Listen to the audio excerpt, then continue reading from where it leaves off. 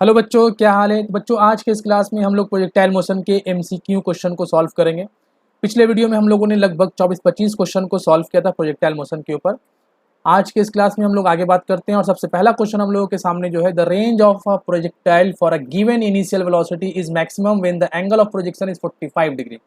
ये बात हम लोग बहुत अच्छी तरीके से जानते हैं, क्योंकि आर जो होता है वो होता है यू स्क्वायर साइन 2θ बाई जी। अब ये आर मैक्सिमम कब होगा? आर मैक्सिमम होता है उस वक्त जब साइन 2θ का वैल्यू 1 होता है, और साइन 2θ 1 उस वक्त होता है जब थीटा 45 डिग्री होता है।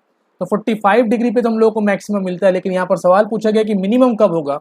तो गिवन वैल्यू के हिसाब से अगर हम लोग बात करें तो प्रोजेक्टाइल मोशन के लिए सबसे पहली बात कि हम लोग 0 डिग्री और 180 डिग्री का एंगल तो लेंगे नहीं, क्योंकि अगर एक ऑब्जेक्ट को हॉरिजेंटली फेंक दिया जाए तो फिर वो प्रोजेक्टाइल मोशन तो बनाएगा ही नहीं। अगर बात करें 180 डिग्री में, तो 180 डिग्री में अगर ऐसे फेंकते हैं तो भी प्रोजेक्टाइल मोशन नहीं बनेगा। तो 180 डिग्री नहीं हो सकता, 75 डिग्री में मिनिमम नहीं होगा, 60 डिग्री में मिनिमम नहीं होगा, बचा 90 डिग्री। तो 90 डिग्री में एक प्रोजेक्टाइल मोशन मिनिमम होता है और उसका मिनिमम वैल्यू कितना होगा? वो 0 होगा। If air resistance is ignored, then the horizontal motion of the oblique projectile takes place at uniform acceleration, variable acceleration, uniform retardation, uniform velocity। तो अगर एयर रेसिस्टेंस को हम लोग इग्नोर कर देते हैं तो हॉरिजेंटल मोशन के बारे में बात हो रहा है। यहाँ पे सवाल पूछा जा रहा है, ध्यान देना है कि horizontal motion, vertical motion, accelerated motion होता है प्रोजेक्टाइल मोशन में। ये बात हम लोग काफ़ी बार कर चुके हैं, लेकिन यहाँ पर सवाल उठ गया है कि हॉरिजेंटल मोशन के बारे में। तो हॉरिजेंटल मोशन क्या होगा? तो वो हमेशा यूनिफॉर्म वेलोसिटी के साथ रहता है। तो option D is correct. A ball is projected with kinetic energy k at an angle of 45 degree to horizontal. मतलब जो एक ऑब्जेक्ट को, एक बॉल को फेंका गया है हॉरिजेंटल के साथ 45 डिग्री बना करके। अगर ये हॉरिजेंटल है, मेरा डायरेक्शन है, तो एक ऑब्जेक्ट को जो थ्रो किया जा रहा है वो 45 डिग्री एंगल पे थ्रो किया जा रहा है। तो ये ऑब्जेक्ट कुछ इस तरीके का पाथ बनाएगा, जैसा कि हम लोग जानते हैं कि अगर कुछ इस तरीके का मोशन क्रिएट करेगा वो पैराबोलिक पाथ बनाएगा। ठीक है, अब यहाँ पर सवाल है कि काइनेटिक एनर्जी जो उस ऑब्जेक्ट के पास है, उस बॉल के पास है, वो है के। काइनेटिक एनर्जी का वैल्यू बोल दिया गया है के। Eight the highest point during its flight it's kinetic energy will be. Highest point पे उसका काइनेटिक एनर्जी क्या होगा, ये हम लोगों से पूछा गया है, ये सवाल है। तो यहाँ पर हम लोग सबसे पहले ये देखते हैं कि हाईएस्ट पॉइंट पे ऑब्जेक्ट के पास जो वेलोसिटी होता है वो क्या क्या होता है। अगर ये हाईएस्ट पॉइंट है तो हम लोग जानते हैं कि इस पॉइंट पे सिर्फ और सिर्फ हॉरिजेंटल वेलोसिटी होता है। वर्टिकल वेलोसिटी जो होता है वी वाई या वी, ये 0 होता है और इसका वैल्यू होता है। और ये कितना होता है ये भी हम लोग जानते हैं कि हॉरिजेंटल मोशन में वेलोसिटी जो होता है वो कांस्टेंट रहता है। जो इनिशियल वेलोसिटी है वही फाइनल वेलोसिटी होगा एट द पॉइंट पी। तो अगर इनिशियल वेलोसिटी के बारे में बात करते हैं, सपोज कर लेते हैं कि अगर ये इसे u वेलोसिटी से फेंका गया एट एंगल 45 डिग्री, तो इनिशियल हॉरिजेंटल वेलोसिटी होगा u cos 45 डिग्री, और हाईएस्ट पॉइंट पे जो वेलोसिटी v है वो हमेशा u cos 45 रहेगा। तो हाईएस्ट पॉइंट पे वेलोसिटी होगा u cos 45 डिग्री। ठीक है, अब बात करते हैं कि इनिशियली यहाँ पर काइनेटिक एनर्जी कितना था। तो initial at the point A, the kinetic energy at the point A equal to half m u square. At the point P, kinetic energy at the point P equal to half m v square. कौन सा V? Along horizontal direction, along x axis लिख लेते हैं v x. और v x का जो value है वो है u cos 45 डिग्री। तो इसे हम लोग लिख लेते हैं half m u cos 45 degree. ठीक है, स्क्वायर अगर कर लेते हैं तो यहाँ पर k/2 स्क्वायर, तो हाफ एम यू स्क्वायर, और cos 45 डिग्री होता है 1/√2, तो 1/√2 का स्क्वायर 1/2। ये पूरा वैल्यू k के बराबर है। k kinetic energy at the point ए, उसे k का नाम दिया गया, मतलब k/2। तो kinetic energy at the highest point is what? k/2। Four bodies are projected with same speed at an angles of 30 degree, 45 degree, 55 degree and 65 degree with horizontal. The horizontal range will be largest for the one projected at an angle. We know that 45 degree is the correct answer. A bag is dropped from an aeroplane flying horizontally at a constant speed. If air resistance is ignored, where will the aeroplane be when the bag hits the ground? We know that horizontal velocity of bag and plane will always remain same. अगर plane v velocity से move कर रहा है, तो अगर इससे कोई bag separate होता है, इससे प्लेन से कोई बैग को ड्रॉप किया जाता है, तो इसके पास इनिशियली हॉरिजेंटल वेलोसिटी होगा जो उसी डायरेक्शन में होगा जिस डायरेक्शन में प्लेन है, और दोनों का मैग्नीट्यूड भी इक्वल होगा। हाँ, थोड़ी देर के बाद ये बैग ऐसे एक पैराबोलिक पाथ बना करके ग्राउंड को टच कर लेगा, ऐसे कुछ पाथ बना करके। लेकिन जब वो ग्राउंड को टच करेगा तो उस वक्त प्लेन यहाँ पर होगा जो कि जस्ट बैग के ऊपर होगा, तो option B. 2 anti-aircraft guns fire 2 shells, one at an angle of 20 degree with the horizontal and the other at an angle of 70 degree with the horizontal. If muzzle velocity is same in both the case, then the first shell has a smaller horizontal range, the second shell has a smaller horizontal range, both the shell have the same vertical range. ये range vertical का option कैसे करके दे देता है ये लोग। Both the cells have the same horizontal range, तो answer होगा डी। क्यों? क्योंकि ये दोनों एंगल क्या है, कॉम्प्लीमेंट्री एंगल। जैसा कि मैंने टॉपिक में पढ़ाया था वीडियो में ऑब्लिक प्रोजेक्टाइल मोशन में, कि आर जो होता है वो थीटा और 90 माइनस थीटा के लिए इक्वल होता है। तो 20 डिग्री अगर थीटा है तो 70 डिग्री 90 माइनस थीटा में चला जाएगा, तो हॉरिजॉन्टल रेंज सेम होगा, इक्वल होगा। An airplane flying horizontally with a speed of 360 km per hour releases a bomb at a height of 490 meter from the ground. When will the bomb strike the ground? We know the formula of time of hitting the ground equal to under root 2h by g. अब यहाँ पर अगर हम लोग value put करते हैं, 2h का value कितना 490 और g 9.8, ठीक है। तो ये हम लोग अगर कैंसिल कर लेते हैं, ये 4 कितना था, ये वाला हाइट 360 था ना, 4 एक मिनट मिस्टेक हो गई, नहीं 490 ठीक है, और 9.8 ये 490 है। तो पॉइंट आके ऊपर 0 दे देते हैं, और ये 2 टाइम्स कट गया, ये कट गया 100, मतलब कितना हो गया 10 सेकेंड, 100 का रूट 10, तो मतलब ऑप्शन डी इज करेक्ट।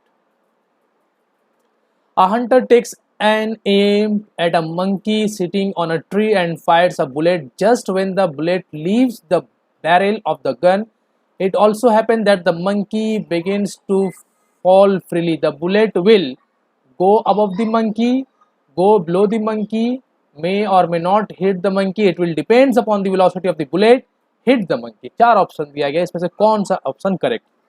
इस पूरे कहानी को समझने के लिए सबसे पहले हम लोग एक ट्रायंगल बना लेते हैं। सपोज कर लेते हैं यहाँ पर ऐसे कि एक मंकी जो है यहाँ पर बैठा हुआ है यहाँ पर, और हंटर ने एम लगाया कुछ ऐसे कि मंकी को हिट करे। लेकिन चूंकि यहाँ पर हॉरिजॉन्टल के साथ थीटा एंगल बन रहा है, तो ये बुलेट जो है कुछ ऐसे जा करके यहाँ पर हिट करेगा। तो जैसे ही ये बुलेट यहाँ से बैरल से निकला, वैसे ही मंकी भी जो है वो स्लाइड करना शुरू किया। तो मंकी जो नीचे गिर रहा है वो अंडर द ग्रेविटी गिर रहा है। तो सपोज कर लो कि मंकी यहाँ से यहाँ पहुँचा, जैसे मान लेते हैं जैसे यहाँ पर पहुँचा वैसे ही बुलेट भी यहाँ पर पहुँचा, तो बुलेट ने मंकी को हिट कर दिया, ऐसा मान लेते। हो सकता है कि नहीं हो। तो मतलब अगर टी टाइम में ये काम हुआ, क्योंकि जिस वक्त बुलेट बैरल से निकला उसी वक्त मंकी स्लाइड करना भी शुरू किया, तो दोनों का अगर टाइम पीरियड कोइंसाइड कर गया, दोनों को अगर सेम टाइम में एक दूसरे से मिट कर गया, तो मतलब कि बुलेट मंकी को हिट करेगा। तो हम लोगों को ये देखना है कि अगर ग्राउंड से वाई हाइट पर मंकी को आने में जो टाइम लगा, क्या बैरल भी बुलेट भी उसी टाइम पर ये वाई हाइट कवर किया है या नहीं किया। तो इसे हम लोग चेक कर लेते हैं। तो मान लेते हैं ये डिस्टेंस है x और ये हाइट है y, और मंकी का जो इनिशियल वेलोसिटी है वो है 0। तो ये वाला डिस्टेंस कवर करने में, h डिस्टेंस कवर करने में मंकी को कितना टाइम लगा होगा, ut प्लस हाफ GT² अगर मान लेते हैं, तो यहाँ से हम लोग बोल सकते हैं कि u तो 0 है, तो h equal to half GT², और y प्लस h ये मिल करके क्या बनेगा, पूरा हाइट ऑफ ट्री जहाँ पर मंकी बैठा हुआ था। ओके, इसे हम लोग बाद में निकालेंगे। अब हम लोग बात करते हैं ट्रायंगल OBC के बारे में। ट्रायंगल OBC में अगर हम लोग बात करते हैं तो tan थीटा इक्वल टू क्या होता है, tan थीटा होता है परपेंडिकुलर बाय बेस, मतलब BC बाय x। तो BC इक्वल टू क्या हो जाएगा, वो हो जाएगा x tan थीटा, ठीक। और BC को हम लोग लिख सकते हैं h plus y equal to x tan theta, और यहाँ से हम लोग बोल सकते हैं कि h इक्वल टू जो हुआ h हाइट वो इक्वल टू होगा x tan theta minus y, या y अगर निकाल लेते हैं यहाँ से y निकाल लेते हैं हम लोग, h नहीं, y इक्वल टू क्या हो जाएगा x tan theta minus h। अब यहाँ पर अगर h का वैल्यू पुट कर लेते हैं तो y इक्वल टू हो जाएगा x tan theta minus half G T square. इसे इक्वेशन 1 बना लेते हैं। मतलब y डिस्प्लेसमेंट करने के लिए मंकी का एक इक्वेशन तैयार हो गया कि y t टाइम पर मंकी जो y डिस्प्लेसमेंट है वो इक्वल टू है x tan theta minus 1/2 G T square. अगर यही इक्वेशन हम बुलेट के लिए भी निकाल लेते हैं और अगर वो भी सेम आएगा तो हम लोग क्या कहेंगे कि बुलेट ने मंकी को स्ट्राइक कर दिया। तो चलिए वो वाला इक्वेशन निकालना शुरू करते हैं हम लोग। अब यहाँ पर ऐसा सपोज कर लेते हैं कि हम लोग जानते हैं एक इक्वेशन है हॉरिजॉन्टल प्रोजेक्टाइल मोशन के लिए कि y हाइट जो होता है वर्टिकल डिस्प्लेसमेंट वो होता है x tan theta minus g x square by 2v square cos square theta. ये मैंने बता चुका, मैं बताया हूँ मैं आप लोगों को, ऑब्लिक प्रोजेक्टाइल मोशन में आप लोग जाकर देखना, वहाँ पे आप लोगों को मिल जाएगा। ठीक है, अब यहाँ से हम लोग बात करते हैं कि अगर हम लोग x टाइन थीटा को अलग से लिखते हैं और माइनस जी को अलग कर देते हैं g/2 को, और फिर इसे x/v कॉस थीटा का होल स्क्वायर लिख सकते हैं पूरे को। ठीक, अब यहाँ पर हॉरिजॉन्टल मोशन जो हो रहा है बुलेट का वो भी t टाइम पे होगा, तो x जो डिस्टेंस हो रहा है वो कितने टाइम पे हो रहा है, t टाइम पे। तो x इक्वल टू अगर ये u वेलोसिटी से फेंका गया है या u या v वेलोसिटी से फेंका गया है तो x इक्वल टू क्या लिखेंगे हम लोग, v cos theta into t। तो मतलब x/v cos थीटा जो होगा, x/v cos थीटा वो इक्वल हो जाएगा t का। अब यहाँ पर x/v cos थीटा की जगह पे t पुट कर देने से हम लोग को क्या मिलेगा, y equal to x tan theta minus g/2 t square. और ये वही इक्वेशन है जो इक्वेशन 2 है। मतलब दोनों को, बुलेट को और मंकी जो टी टाइम पे ग्राउंड से जिस हाइट पे रहेगा वो हाइट क्या, y, therefore bullet will hit the monkey at the time t। तो कौन सा ऑप्शन करेक्ट हो जाएगा, ऑप्शन डी।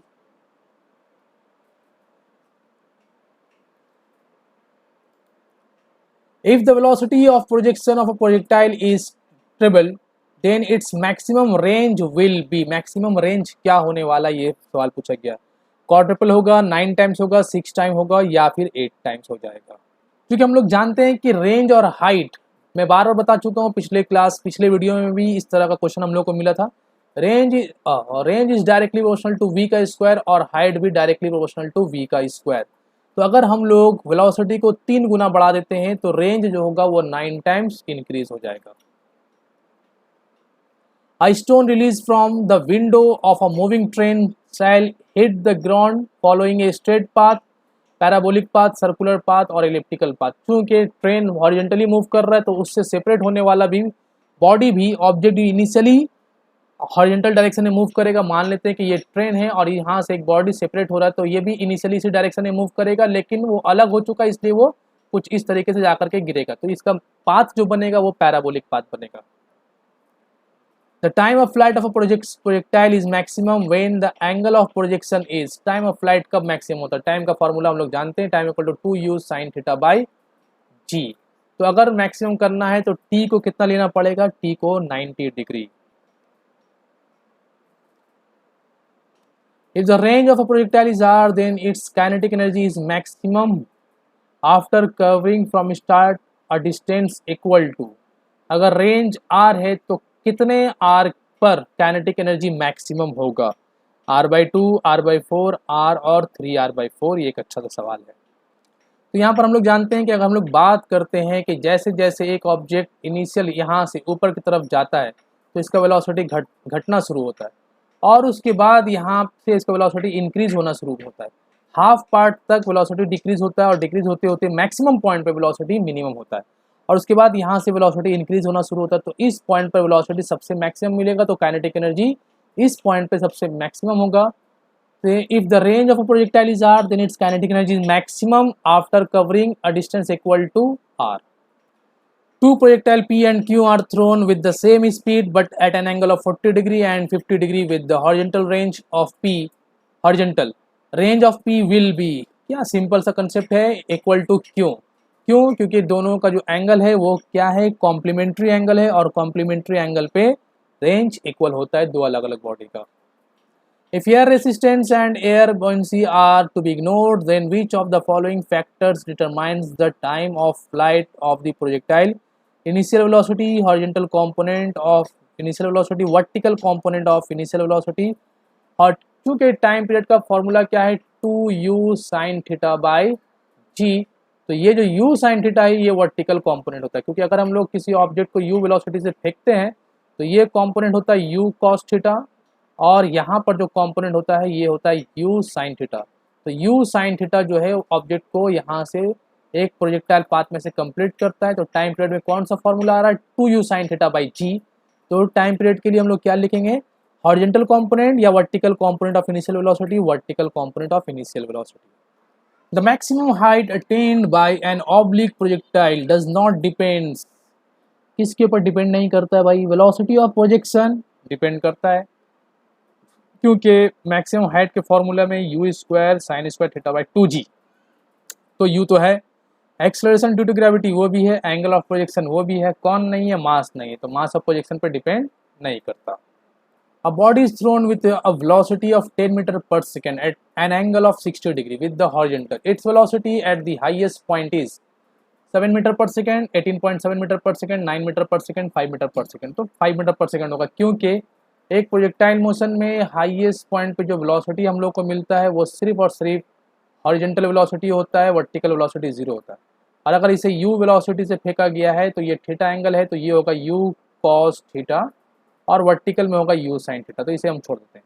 अगर ये vx है तो vx का वैल्यू जो होगा वो होगा u cos थीटा के बराबर। ठीक, तो हाईएस्ट पॉइंट पे सिर्फ vx मिलता है, और वो क्या u cos थीटा, u कितना है 10 cos 60 डिग्री 1/2 5 मीटर पर second eight the highest point velocity.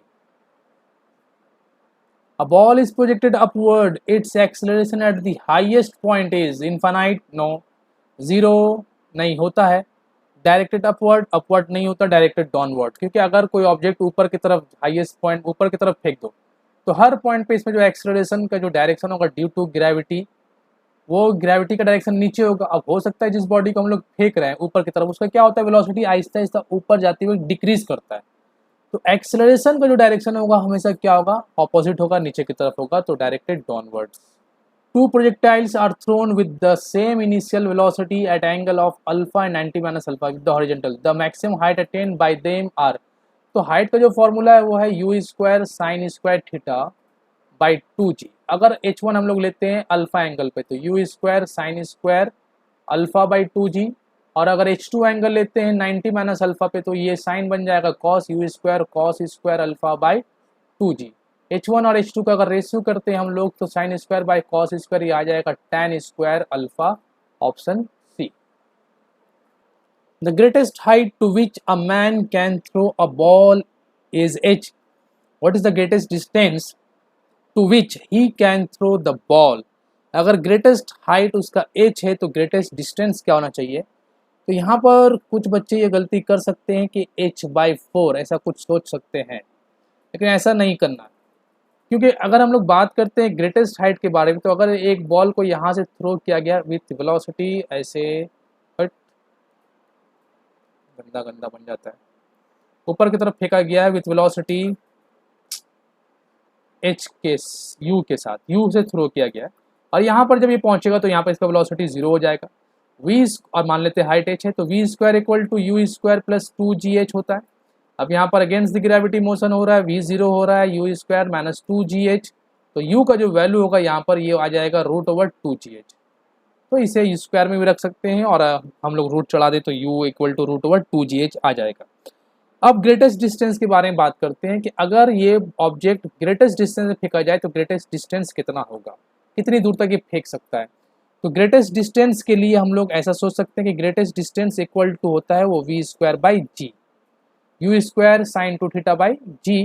तो r equal to greatest distance के लिए क्या हो जाएगा v स्क्वायर बाई जी या u स्क्वायर बाई जी, यहाँ पर हम लोग u लेकर चल रहे हैं और u स्क्वायर का वैल्यू है 2gh बाई जी, तो g कैंसिल कर लेने से हम लोग को मिलेगा 2h, मतलब ऑप्शन डी।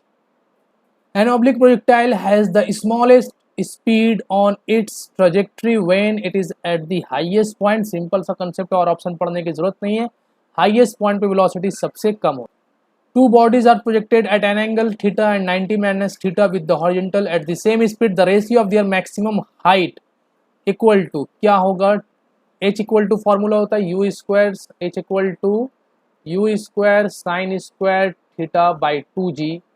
तो 90 माइनस में ये बन जाएगा cos स्क्वायर और h1 बाई h2 हो जाएगा tan स्क्वायर बाई 1, मतलब option D. A body is projected at an angle of 30 degree with the horizontal with the momentum p at the highest point. The momentum is highest point पे velocity क्या होता है? Initial का u cos theta होता है और theta यहाँ पे बोल दिया गया है cos 30 डिग्री, थीटा 30 डिग्री, तो cos 30 डिग्री पुट कर लेते हैं और ये बन जाएगा u root 3 by 2। Momentum at the highest point क्या होता है? मास इनटू वेलोसिटी mv, तो ये हो जाएगा m highest point m u cos 30 degree मतलब एम यू रूट 3 बाई 2 और एम यू का वैल्यू p मान लेते हैं क्योंकि इनिशियली मोमेंटम p है, तो p root 3 by 2 is the momentum at the highest point c। तो बच्चों ये प्रोजेक्टाइल मोशन का MCQ का पार्ट 2 था जिसमें हम लोगों ने बहुत सारे क्वेश्चन को सॉल्व किया। तो आज की क्लास हम लोग यहीं पर ख़त्म करते हैं और फिर मिलते हैं अगले वीडियो में।